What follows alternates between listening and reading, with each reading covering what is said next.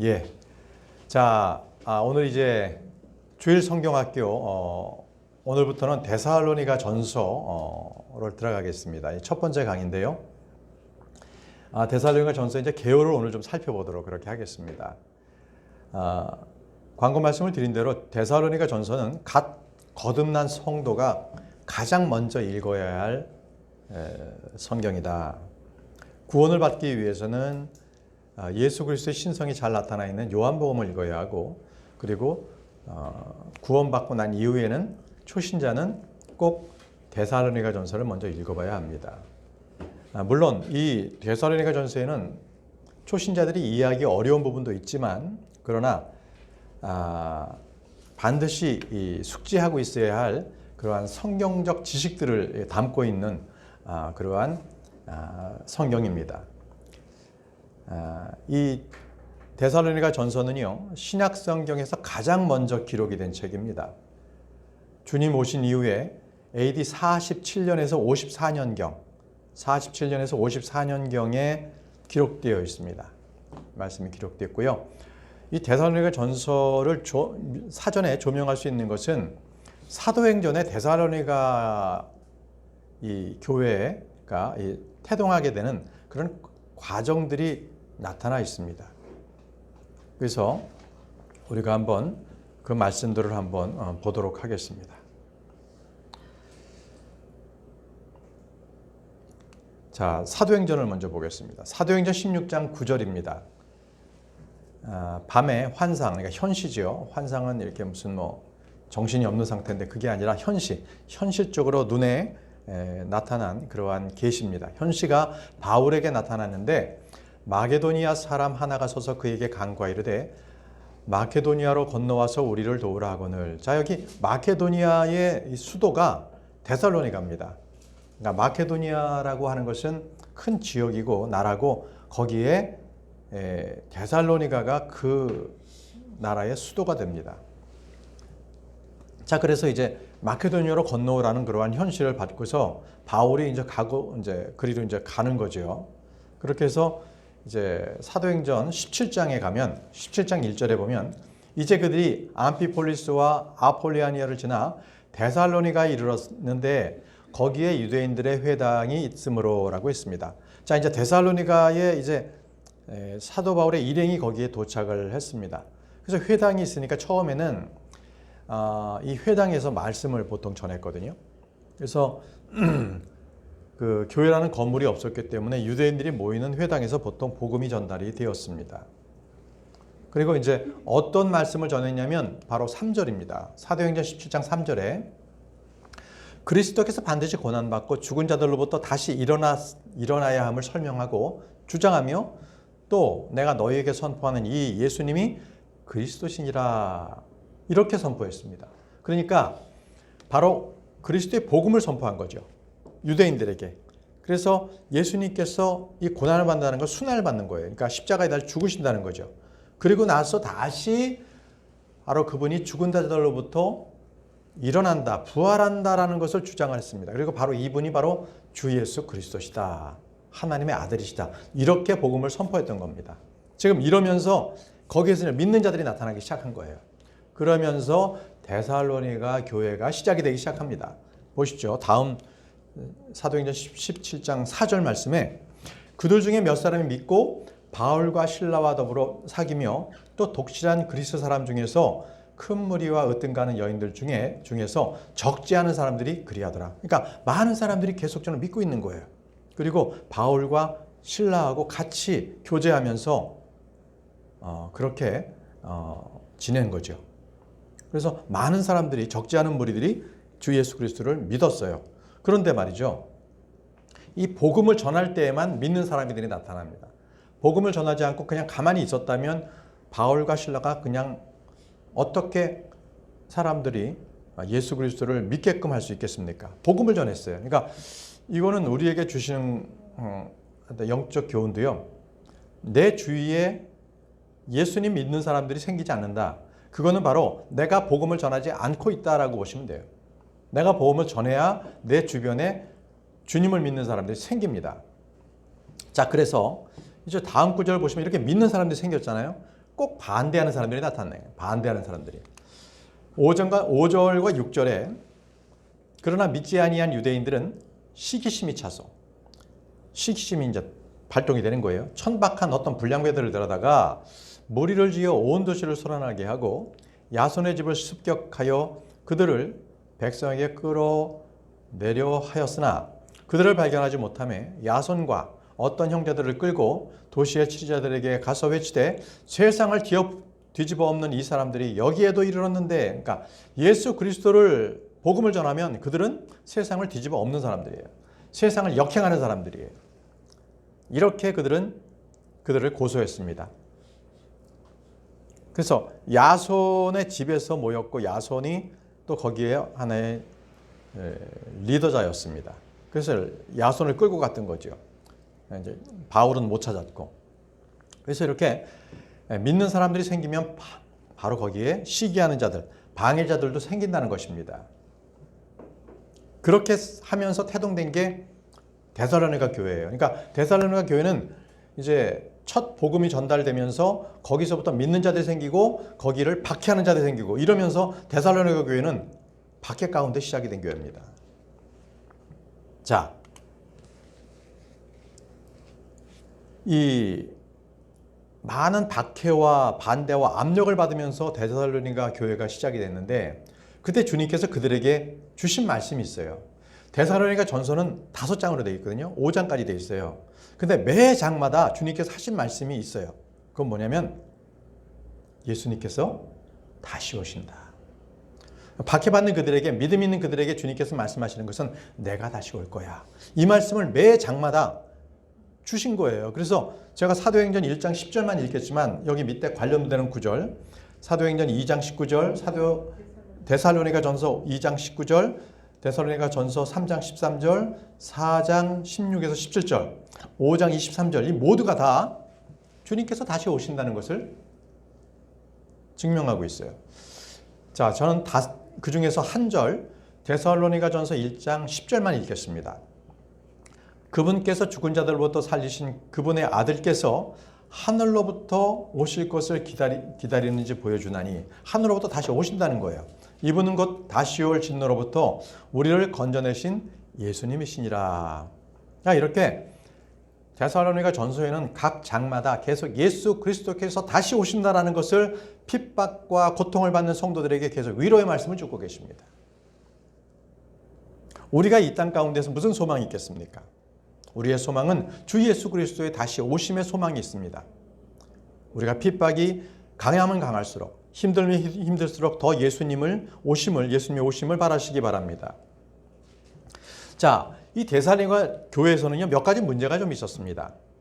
이 데살로니가 교회의 문제를 좀 살펴보고 넘어가겠습니다. 자, 그 교회의 문제 첫 번째는요,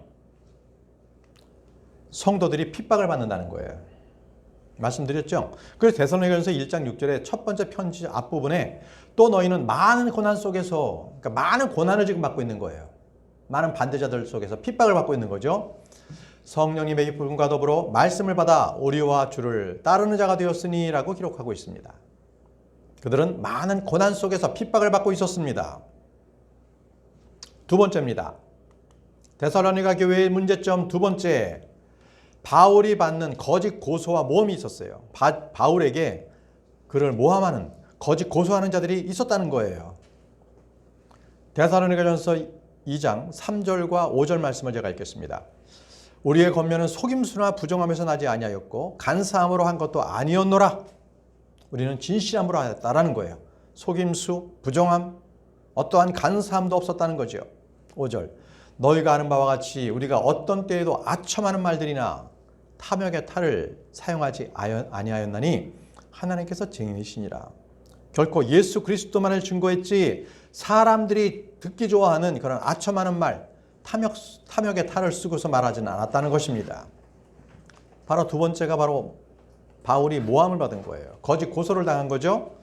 자, 데살로니가 교회 세 번째 문제점, 성적 문란함이 있어요. 이 교회는 아직 이제 초신자들이 많은 교회였거든요. 그러다 보니까 믿기 이전의 행함을 그대로 가지고 있는 거예요. 5절, 하나님을 알지 못하는 이방인들과 같이 욕정의 욕망으로 하지 말고, 그러니까 욕정의 욕망을 계속 가지고 있는 거예요. 바로 그게 성적 문란함이었습니다. 7절, 하나님께서는 우리를 부정함에 이르도록 부르지 아니하시고 거룩함에 이르도록 부르셨나니. 그러니까 예전에 있었던 그 부정함에 더 이상 머물러 있지 말라라는 것입니다. 나와라. 그리고 하나님께서 우리를 거룩함에 불렀으니 거룩함으로 일어나는 것입니다. 8절, 그러므로 멸시하는 자는 사람을 멸시하지 아니하고 우리에게 또한 자신의 거룩한 영을 주신 하나님을 멸시하느니라. 다시 말하면은 예수 그리스도를 믿는 데 있어서 계속적으로 예전의 습성을 쫓아가는 것은 바로 하나님을 멸시하는 거예요. 하나님을, 거룩한 영을 주신 하나님을 멸시하는 자라고 사도 바울은 분명하게 데살로니가 교회에 권면하고 있는 겁니다. 너희들은 거룩함에 이르라. 예전에 빠졌던 성적 문란함에서 빠져나와라. 이렇게 그는 강력하게 명령하고 있는 겁니다.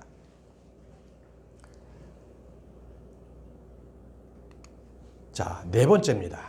네 번째는요, 그 교회 문제는 세상 삶의 일에 있어서 소홀한 거예요. 소홀. 다시 말하면 예수 그리스도가 다시 오신다 하니까 기존에 지금 하고 있는 일들을 다 그냥 내팽겨치고 가족을 돌보지 않는 거예요. 그러니까 이러한 게 초신자들의 문제거든요. 그렇기 때문에 사도 바울은 데살로니가 교회에 이렇게 권면했습니다. 데살로니가전서 4장 11절에서 12절에 또 우리가 너에게 명령한 것 같이 너희는 조용히 지내며 너의 일을 하고 너희 손으로 일을 하기를 힘쓰라. 일 안 하는 거예요. 그러니까 한마디로 하나님께서 먹여주시니까 재워주시니까 안 하는 거예요. 이거는 안 된다는 거예요. 우리가 일할 수 있는 대로 일을 해야 되는 것입니다. 하나님께서 다 그것을 우리를 통해서 먹을 것 이런 것들을 다 우리가 노동을 하면서 얻을 수 있도록 모든 것을 베풀어 주셨는데 그걸 안 한다면 그거는 자기가 굶어 죽을 수밖에 없는 거죠. 계속 읽겠습니다. 이것은 너희가 밖에 있는 자들을 향해 정직하게 걷게 하려 하며 또 너희에게 어떤 것도 부족하지 아니하게 하람이라. 그러니까 일을 안 하니까 부족한 거예요. 그리고 정직하지도 않아. 꼭 나쁜 짓을 하게 돼. 이걸 남의 교회 밖에 사람이 보는 거예요. 교회 밖에 사람이. 그러지 마라. 너희 손으로 일을 하고 그리고 그래야만 너희에게 어떤 것도 부족하지 않게 한다 하는 이러한 말씀을 전한 거예요. 우리 주님께서는 우리 믿는 자들이 게으름을 피우는 것을 결코 용납하지 아니하십니다. 우리가 예수 그리스도를 믿었다면 주님께서 오실 때까지 끝까지 매일매일 충실하게 하루하루를 우리가 일하며 주님을 만날 것을 고대하며 살아야 되는 거예요. 다섯 번째. 이 다섯 번째는 믿고 죽은 사람들에 대한 문제입니다. 이제 이게 초신자다 보니까 죽고 난 뒤에 사람이 어떻게 되는 거지? 이런 부분들에 대해서 확신을 못 갖고 있는 확신을. 그래서 데살로니가전서 4장 16에서 17절에는 이렇게 말씀을 기록하고 있습니다. 바로 부활과 휴거에 대해서 기록되어 있죠. 주께서 호령과 천사장의 음성과 하나님의 나팔 소리와 함께 친히 하늘로부터 내려오시리니 그리스도 안에서 죽은 자들이 먼저 일어나고 부활이죠. 그리스도 안에서 죽은 자들이 먼저 일어나고 그 뒤에 살아서 남은 우리가 그들과 함께 구름 속으로 채어 올라간다는 거예요. 공중에서 주를 만난다. 바로 휴거입니다. 그리하여 우리가 항상 주와 함께 있으리라. 부활과 휴거에 대한 그러한 주님 다시 만나는 것에 대한 분명한 믿음이 없는 그러한 데살로니가 성도들에게 바울은 분명하게 주의 계시를 받아서 말씀을 기록했습니다. 그들에게 전했습니다. 죽은 자들은 부활한다. 그리스도 안에서 죽은 자들은, 그리고 그리스도 안에서 살아있는 자들은 분명히 구름 속으로 치어 올라가서 주님을 만난다. 이러한 소망을 줬습니다. 마지막 여섯 번째는요, 그 교회에 있는 문제가 다툼과 분열이 있었어요. 그 교회에. 이게 이 교회가 초기 되고 그 다음에 교회에 뭐 장로가 없고 이렇게 좀 경륜이 있는 사람이 없으면 꼭 작은 일로 다퉈요.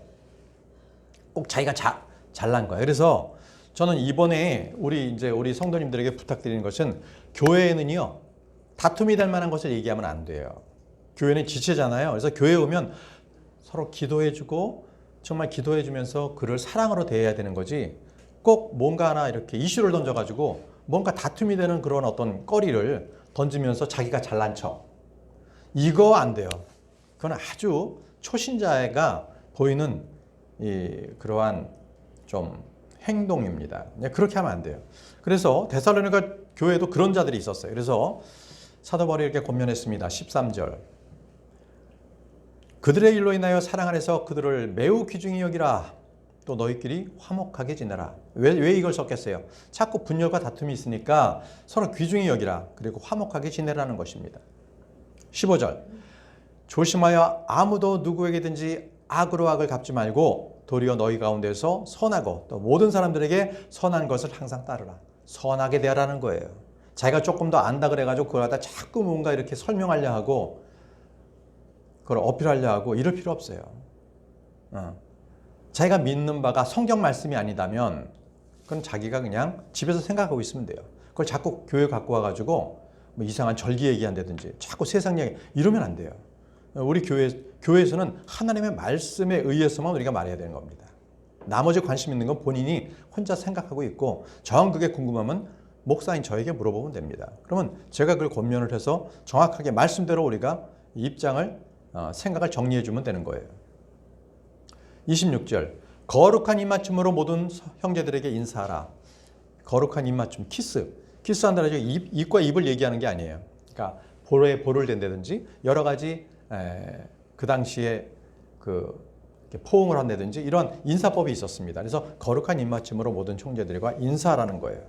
서로 인사도 안 하고 따로따로 그렇게 무한한 관계를 잊지 마라. 이렇게 권면을 하고 있는 겁니다. 이게 이제 데살로니가 교회의 문제였거든요. 그런데 보세요. 데살로니가전서 1장 7절은 이렇게 기록하고 있어요. 그러므로 너희는 마케도니아와 아가야에서 믿는 모든 자들에게 본이 되었느니라. 아니 이렇게 문제가 많은데 마케도니아와 그리고 아가야의 그 모든 지역에서 믿는 자들의 본이 됐다는 거예요. 아니 이게 무슨 소리예요? 이렇게 교회가 문제가 많은 교회가 본이 됐다고 하네요.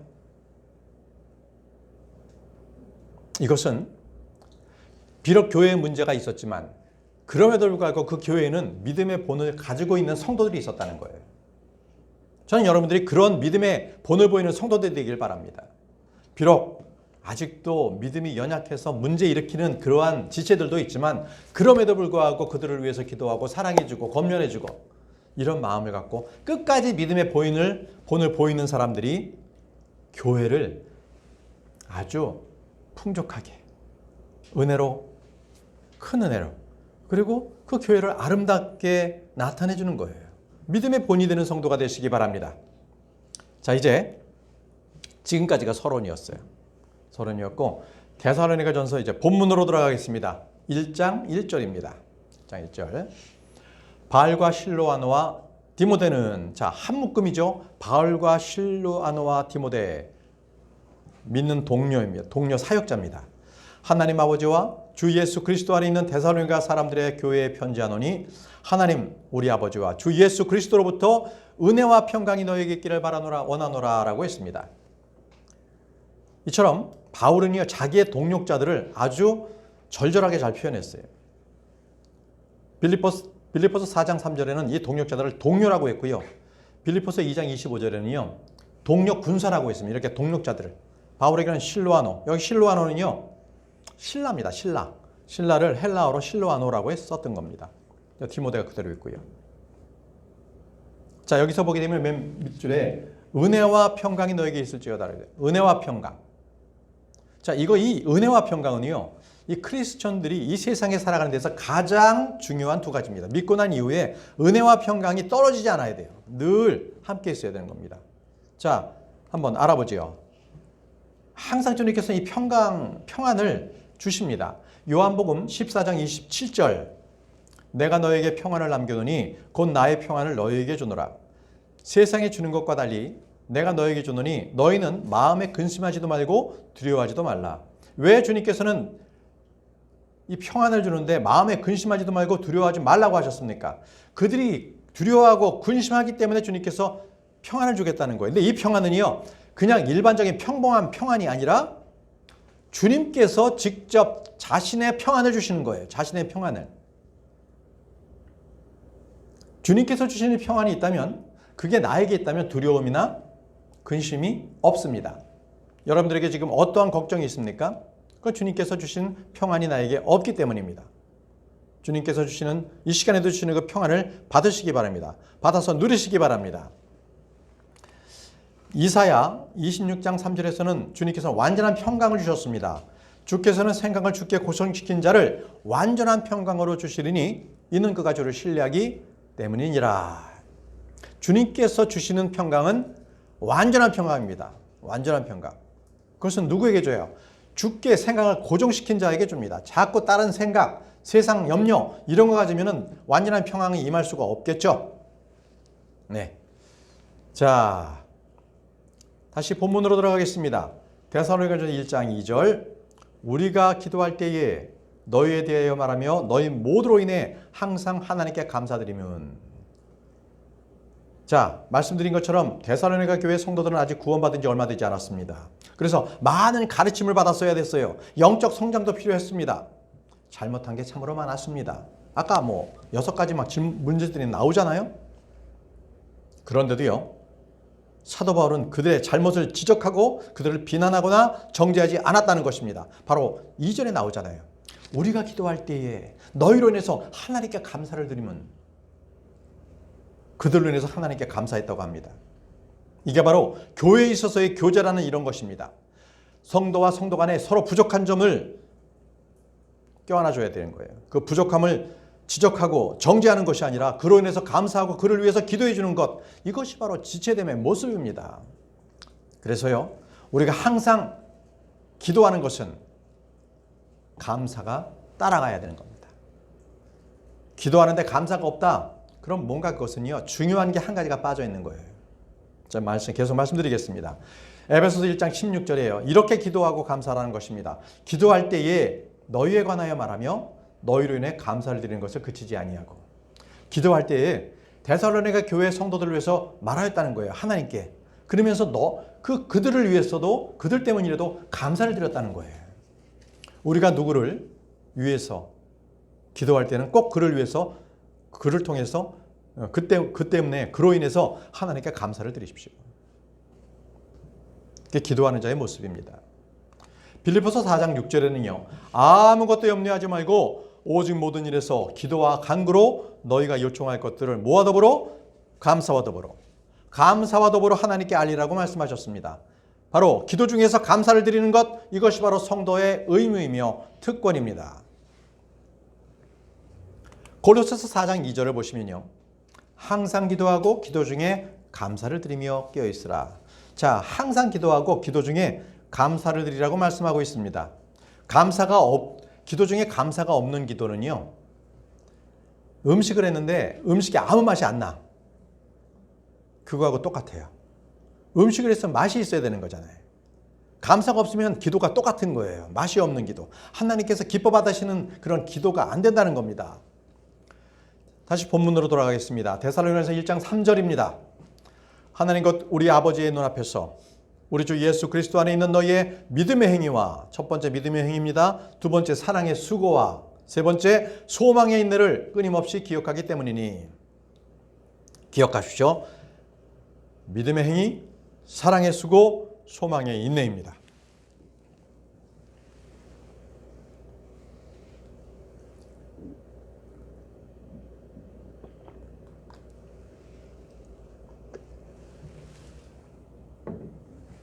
자, 그러면 첫 번째로 우리가 믿음의 행위에 대해서 한번 알아보겠습니다. 여러분, 믿음은 어디서 옵니까? 로마서 10장 11절 말씀처럼 믿음은 들음에서 오는데 들음은요, 하나님의 말씀에 의해서 믿음이 온다고 했습니다. 믿음은 하나님의 말씀에서부터 온다. 이것을 늘 로마서 10장 17절은 암기해 두시기 바랍니다. 암기해 두십시오. 말씀이 있어야만 믿음이 생기고 확신이 생기는 겁니다. 갈라디아서 5장 5절 우리가 성령을 통해 믿음으로 의의 소망을 기다리나니 라고 했습니다. 믿을 때에 의의 소망을 가지게 되는 겁니다. 믿을 때에. 자, 다음은 사랑에 대해서 알아보겠습니다. 사랑의 수고, 두 번째입니다. 사랑의 수고.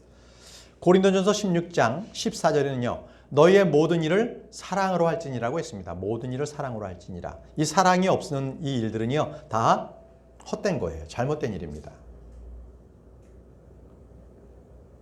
모든 일을 사랑으로 하라고 했습니다. 그 이유에 대해서 로마서 5장 5절에 이렇게 말씀하셨는데 왜 사랑으로 해야 되는 것인가?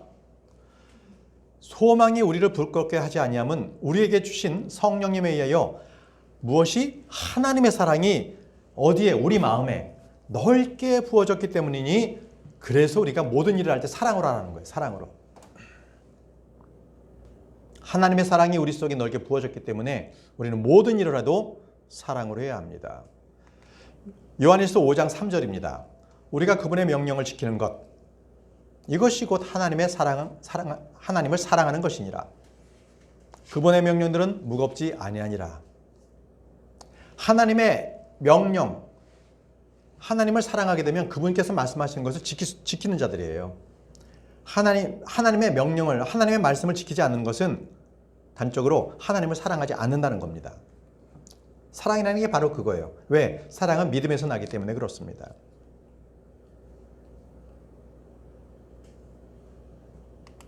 자, 다음 말씀입니다. 히브리서 6장 10절 말씀을 보겠습니다. 하나님은 불의하지 아니하사 자신의 이름을 위해 너희가 보여준 너희의 행위와 사랑의 수고 곧 너희가 성도들을 섬겨온 것과 또 섬기고 있는 것을 잊지 아니하시는 거예요.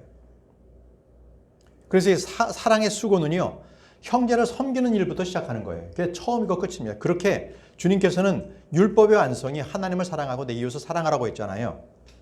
주님께서는 이 사랑의 수고를 형제를 섬기는 일이라고 합니다. 그래서 성경에는요, 킹제임스 성경만이 유일하게 이 형제의 사랑, 성도들 간의 사랑을 뭐라고 했냐면 러브가 아닙니다.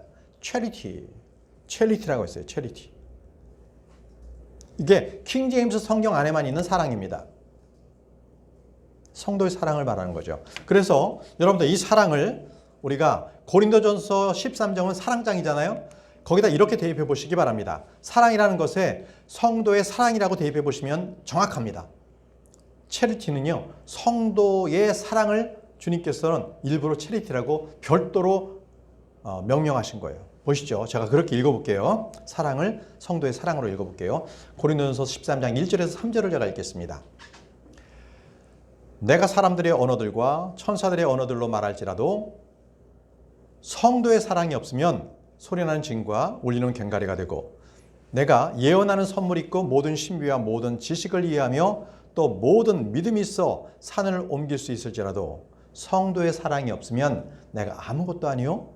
내가 모든 재산을 바쳐 가난한 자들을 먹이고 또 내 몸을 불사르게 내줄지라도 성도의 사랑이 없으면 그것이 내게 아무 유익을 주지 못하느니라. 바로 성도의 사랑, 이것을 넣었을 때 앞뒤 문맥이 정확하게 잘 일치하는 것을 볼 수가 있습니다. 그래서 이번에 나오는 킹제임스 표준역 3판에는 이 charity, 이 사랑을 성도의 사랑으로 다 바꿔서 부르기로 했습니다. 그것이 주님께서 우리에게 주신 정확한 진리의 말씀이기 때문에 그렇습니다. 자, 이제 세 번째 보겠습니다. 세 번째, 믿음, 그 다음에 우리가 사랑, 이제 소망의 인내죠. 세 번째, 소망에 대해서 우리가 한번 공부해 보겠습니다. 여러분, 여기 있는 이 소망의 인내라는 것은 무엇입니까? 소망의 인내라는 것은 인내로서 주님이 오시는 것을 기다리는 게 소망이라는 거예요. 주님 오시는 걸 기다리는 걸. 우리는 소원은 자기가 우리나라의 남북 통일을 되는 것은 소원이라 해요. 소원. 그냥 우리 마음에 갖고 있는 거고요. 주님께서 주신 그러한 호프, 이거는 소망이라 해요. 소망. 주님께서 약속하시는 것을 우리가 기다리는 것, 그게 소망이에요. 소망. 근데 이 소망이 없으면 어떻게 돼요? 여기 있는 말씀과 똑같이 되는 거예요. 고린도서 15장 19절처럼 우리가 비참한 자가 되는 게 소망이 없는 겁니다. 우리가 속은 거기 때문에. 보세요. 만일 우리가 이 세상 삶을 사는 동안만 그리스도 안에서 소망을 갖는다면 모든 사람들 중에서 우리가 가장 비참한 자니라. 보세요. 이 세상 사는 동안에만 예수님이 계셔. 영원 세계는 없어. 천년왕국도 없어. 그러면 우리가 이 땅에 사는 동안에 예수님을 믿는 게 비참한 거예요. 소망도 없는 거예요. 그런 자가 우리는 아니라는 겁니다. 우리는 비참한 자가 아니에요. 자, 데살로니가전서 4장 13절 말씀을 보시면요. 그러나 형제들아, 잠자는 자들에 관하여 너희가 모르기를 내가 원치 아니하노니 이것은 너희가 아무 소망 없는 다른 사람들 같이 슬퍼하지 아니하게 하람이라. 그러니까 소망이 없는 그런 사람들처럼 슬퍼하는 자들은 우리는 아니라는 겁니다. 왜? 우리는 소망이 있기 때문에. 인내하십시오. 인내를 가지십시오. 우리에게 소망이 있습니다. 그럼 우리가 가져야 할 소망이 무엇인지 지금 한번 공부해 보겠습니다. 자, 우리가 가져야 할 소망은 무엇인가? 몇 가지를 정리했습니다. 로마서 5장 2절에는요. 하나님의 영광의 소망이라고 합니다. 그 우리가 가져야 할 소망 중에 하나가 하나님의 영광의 소망. 또 우리가 그분을 통해 지금 우리가 서 있는 이 은혜 안에 믿음으로 들어감을 얻었으며 하나님의 영광의 소망을 기뻐하느니라. 하나님의 영광의 소망, 이것이 우리에게 주신 소망입니다. 이게 우리에게 주신 소망입니다. 자, 또 다른 소망이 있습니다. 갈라디아서 5장 5절에는요. 의의 소망이랍니다. 의의 소망. 우리가 성령을 통해 믿음으로 의의 소망을 기다리니 의의 소망을 주셨습니다. 우리에게 가져야 할 소망은 이렇습니다. 하나님의 영광의 소망이 있고 의의 소망을 우리는 기다리고 있습니다. 자, 또 어떤 소망이 우리가 기다리는 것입니까? 에베소 1장 8절에는요. 부르심의 소망이 있다는 것입니다. 부르심의 소망. 너희의 지각의 눈을 밝히사 그분의 부르심의 소망이 무엇이며 성도들 안에 있는 그분의 상속욕의 영광이 얼마나 풍성하며 우리는요. 그분께서 다시 우리를 부르시는 그 부르심의 소망이 있습니다. 아까 우리 데살로니가전서 4장 16, 17절 말씀드렸잖아요. 주님께서 이 천사장의 나팔소리를 부를 때에 죽은 자들이 다시 일어나고요. 산 자들은 바로 공중으로 낚아채 올라갑니다. 바로 거기서 주님을 만나는 그 부르심의 소망을 우리는 갖고 있는 겁니다. 인내하고 소망을 가지시기 바랍니다. 자, 골로새 1장 5절에는요. 하늘에 쌓아둔 소망이라고 합니다. 우리가 하늘에 쌓아둔 소망이 있다는 거예요. 그게 뭡니까? 또 너희를 위하여 하늘에 쌓아둔 소망으로 인함이니 이 소망은 너희가 전에 복음의 진리의 말씀 안에서 들은 것이라 라고 말씀하셨습니다. 사도 바울이 복음의 진리 안에서 우리가 하늘에 쌓아둔 그 소망에 대해서 우리가 얘기하고 있습니다. 우리가 지난 시간에도 우리가 배웠습니다. 믿는 자들에게는 소망이 있는 거예요. 보상이 있는 거예요. 그 보상 우리는 그 지난주 설교를 참조하시기 바랍니다. 우리에겐 보상이 있는 겁니다. 다음 말씀을 보겠습니다. 다음은요. 복음의 소망입니다. 복음의 소망. 골로새서 1장 23절. 만일 너희가 믿음 안에서 거하여 터를 가지고 정착해서 너희가 들은 복음의 소망에서 떠나지 아니하면 그리하리라. 그 복음이 하늘 아래 있는 모든 창조물에게 선포되었으며 나 바울은 그 복음의 사역자가 되었노라. 여러분, 복음 전하는 것은요. 사람들에게 소망을 전달하는 거예요. 아무런 꿈도 희망도 아무것도 없는 그들에게 하나님께서 약속해 주신 그 소망을 던져주는 거예요. 소망을 받으라고 주는 겁니다. 그들이 받고 믿으면 그들은 소망을 가게 되는 겁니다. 그래서 바울은 그 복음의 사역자가 됐다고 말하고 있는 겁니다. 여러분도 이 복음의 사역자가 되시기 바랍니다. 누구든지 예수 그리스도를 믿으면 복음의 사역자가 될 수 있습니다. 또요. 복된 소망이 있습니다. 디모데 전서 같은데, 그죠? 디모데 전서 2장 13절입니다. 2장 13절. 자, 저 복된 소망과 위대하신 하나님, 곧 우리의 구원자 예수 그리스도의 영광스러운 나타나심을 기다리게 하셨느니라. 아마 디도서 같아요. 디도서 2장 13절로 제가 생각합니다. 저 복된 소망. 자, 우리 저 복된 소망이 있습니다. 복된 소망. 그리고 베드로전서 1장 3절에는요. 산 소망을 우리에게 산 소망. 살아있는 소망이에요. 죽은 소망이 아니라 하나님 곧 우리 주 예수 그리스도 아버지를 찬송하리로다.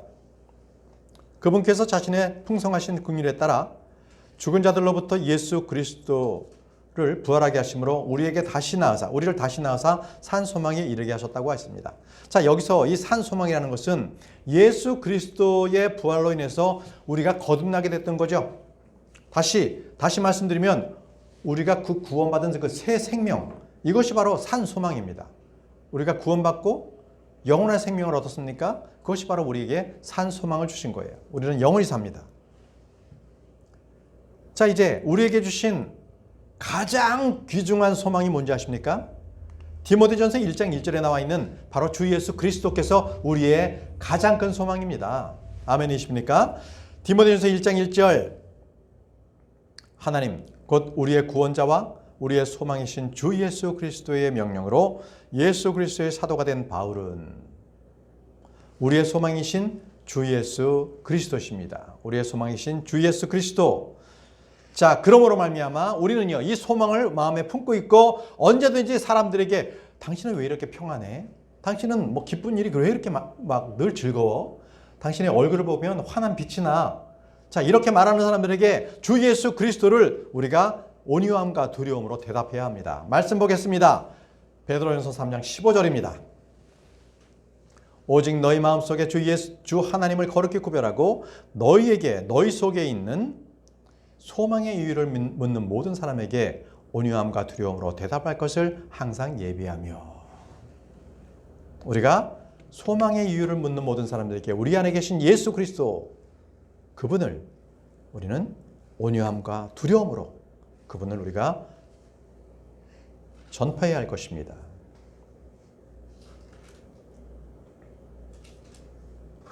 여러분, 세상 사람들은 소망이 없잖아요. 그래서 그들을 갖는 것은 늘 걱정하는 거고요. 불만이 있고요. 불평이 있고요. 낙담 속에 사는 사람들입니다. 그러나 그들이 우리를 봤을 때 주 예수 그리스도가 우리 안에 있으면 우리에게 소망이 있는, 항상 기쁨이 있습니다. 그때 그들이 물어요. 당신이 가지고 있는 그 소망이 뭔가? 무엇 때문에 살아가는 거나 세상 일이나 다 어려움이 많은데 왜 이렇게 기뻐하는 거야? 라고 물으시면 그때 여러분들은 온유함과 두려움으로 주 예수 그리스도를, 그분을 나타내는 그런 답변을 하시기 바랍니다. 자, 오늘은 여기까지 데살로니가서 1장 1절부터 3절까지 공부했습니다. 기도하겠습니다.